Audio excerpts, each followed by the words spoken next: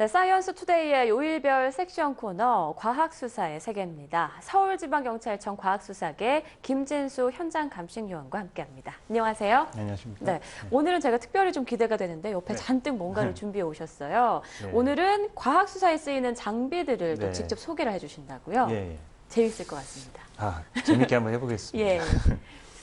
이제 사건 현장에서 그 신발의 흔적, 그런 흔적을 채취하는 이제 정전기 족흔적 채취기하고 현장 그 대기 온도를 측정하는 온도계, 그다음에 3D 파노라마 카메라, 가변 광원 장비, 다기능 증거물 검색기, 증거물 영상 증폭기, 현미경, 열 화상 카메라, 채취견 냄새 포집기 정도를 소개해 드리려고 합니다. 와, 지금 오늘 소개해 주실 것도 굉장히 다양하고 또 신기술을 요하는 것들인 것 같은데 수사 효율성을 높여주는 과학 장비들 정말 기대가 됩니다.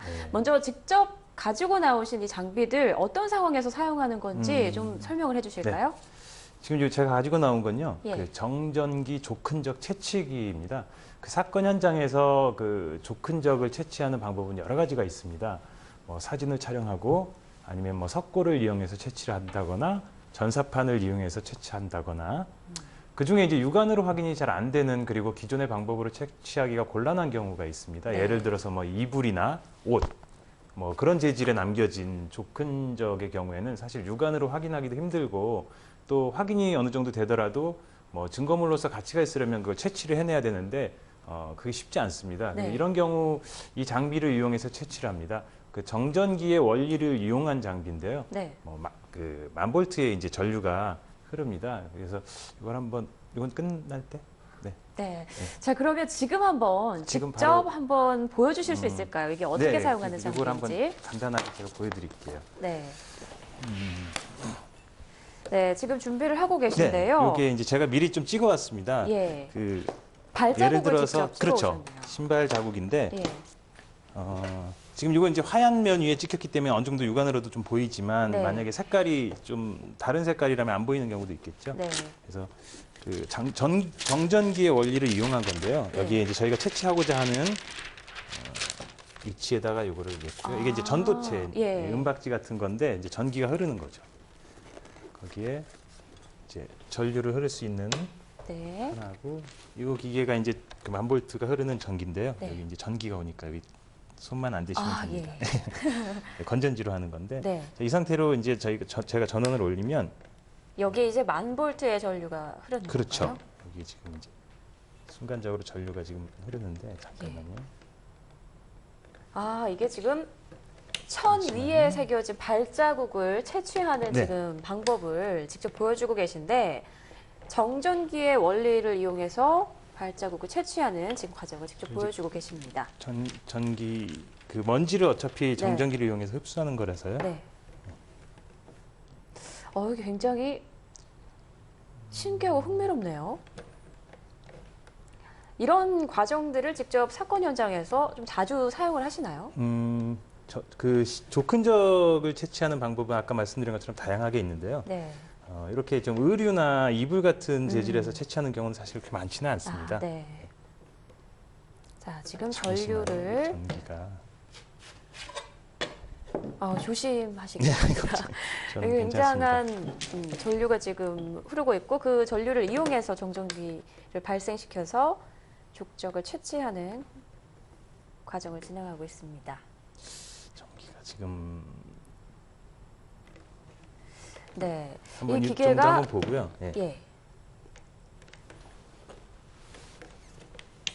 전기가 잘 안 먹는 것 같은. 이제 방송이어서 이 기계가 긴장을 했나 보네요. 이렇게 지금 여기 보시면 잘은 안 보이는데 이런 경우에 이제 제가 오늘 갖고 온 것 중에 하나가 이제 다기능 증거물 검색기거든요. 이게 지금 검정색이 종이에 보일지 모르겠습니다. 족적이 어느 정도 채취가 됐습니다. 지금 시청자분들도 신발이 아마 보일지 모르겠네요. 여기서는 잘 보이는데. 그렇죠? 지금 화면상으로도 확인이 되고 있습니다. 여기 그 벌집 모양의 신발 그 문양이 보이시죠? 지금 이렇게 족적을 채취를 해서 이런 원리로.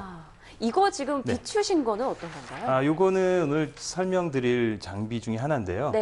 이거는 이제 다기능 증거물 검색기라고 해서 뭐 쉽게 말하면 그냥 일반 뭐 랜턴 같은 제품인데 여기에 이제 LED가 들어가 있습니다. 네. 그래서 사실 이런 제품은 많지만 사실 이게 이제 그 서울청에서 직접 개발해서 특허를 낸 제품이거든요. 이제 백광이 쓸 때가 있고 네. 이렇게 블루라이트가 나올 때도 있습니다. 이게 기능이 다 다릅니다. 사용 그렇군요. 용도가.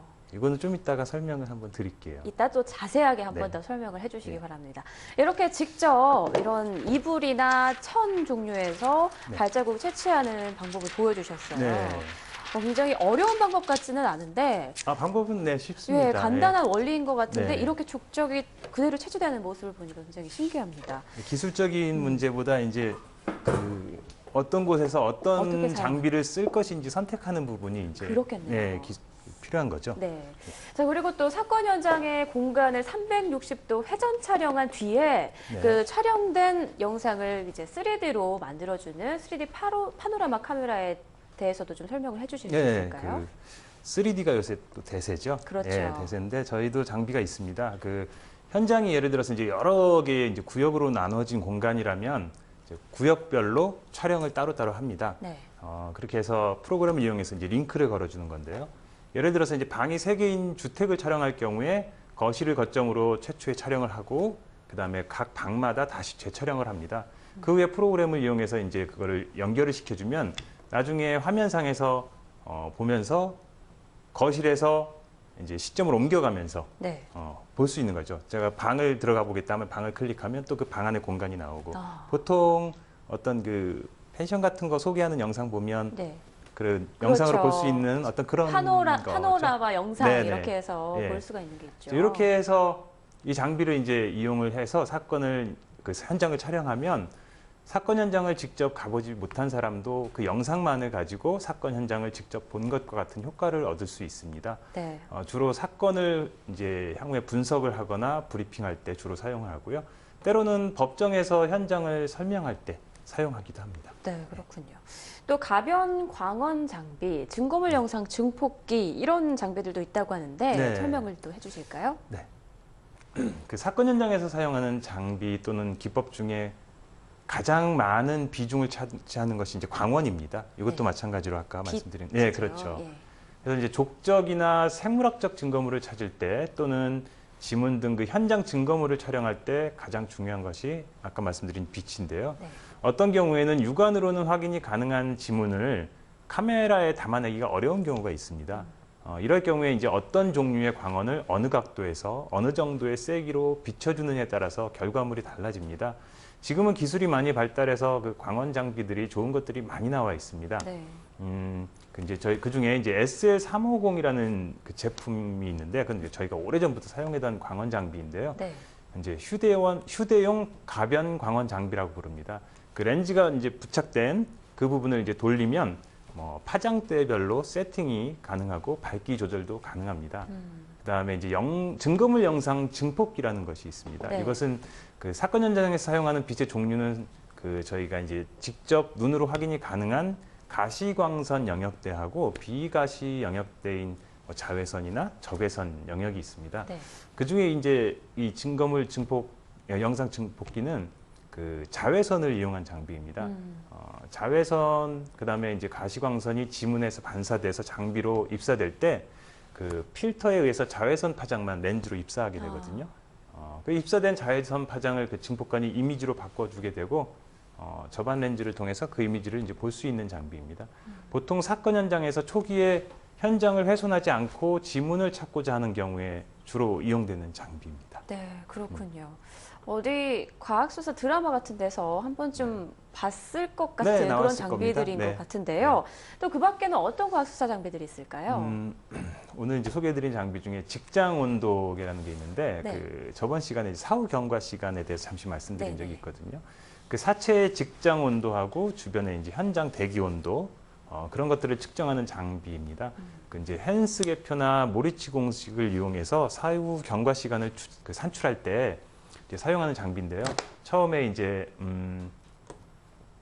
15분, 그 다음에 이제 안정기가 되면 30분마다 이제 3회를 측정을 합니다. 그렇게 측정한 걸 가지고 아까 말씀드린 그런 공식에 적용을 해서 사후 경과 시간을 추정하는 거고요. 다기능 증거물 검색기란 건 이제 요겁니다. 그러니까 이제 좀 전에 보여주셨던. 이제 아까 보여드린 것처럼 블루라이트하고 백광학을 이제 전환하는 방식으로 쓰는데 보통 백광은 바닥에 있는 족흔적을 저희가 검색할 때 사용하고요. 아까 이제 블루라이트는 그 생물학적 증거물, 예를 들어서 뭐 정액이나 타액, 뇨 등을 이제 검색할 때 주로 사용합니다. 네. 이제 서울청 과학수사계에서 개발해서 이제 특허낸 장비인데요. 이게 이제 그때 첫 시간에 보여드린 말레이시아에서 그 저희가 이제 뇨 흔적, 네. 피해자의 오줌 흔적을 발견할 때 네, 이걸로 네. 검색해서 찾은 거고요. 그다음에 이제 현미경이 있는데 현미경 같은 경우는 그 미세 증거물을 감정할 때 필수 장비입니다. 네. 이제 그 종류는 되게 다양한데 보통 쓰는 게 뭐 입체 현미경, 보통 현미경은 이제 상이 뒤집어지거든요. 네. 입체 현미경 같은 경우에는 저희가 직접 보는 거하고 똑같은 상으로 나오면서 이제 입체 영상으로 보여주는 거고요. 네. 그 다음에 편광 현미경이라는 거 있는데 이렇게 빛이 들어오면 빛은 이제 파동에 의해서 직진을 하는데 눈 부실 때 있죠. 그럼요. 그때 이제 보통 편광 선글라스를 끼면 눈부심이 이제 막아지는 게 네. 그 이제 격자판 원리를 이용해서 그 수평으로 오는 그 빛을 차단시키는 거거든요. 예를 들어서 전자레인지 보시면 전자레인지에 격자판이 있는 게 네네네. 보실 거예요. 그게 이제 마이크로파를 차단시켜 주는 건데 그 격자판이 없으면 이제 직접 그 앞에 있는 사람이 화상을 입을 수도 있거든요. 그런 원리인 거고요. 네. 마지막으로 이제 비교 현미경이라는 게 있는데 뭐 총알이 이 총에서 발사된 게 맞는지 그런 거 아니면 총알 똑같은 두 개가 같은 총에서 발사됐는지를 동시에 현미경으로 보면서 비교하는 현미경 그런 것들이 있습니다. 그렇군요. 네. 자, 오늘 정말 저희 쉽게 볼 수 없는 이런 과학 수사에 사용되는 장비들을 또 직접 가지고 나와주셔가지고 실제 네. 또 시험까지 주시니 정말 고맙습니다. 흥미로운 시간이었습니다. 다음 주에도 기대하겠습니다. 네. 오늘 말씀 고맙습니다. 감사합니다.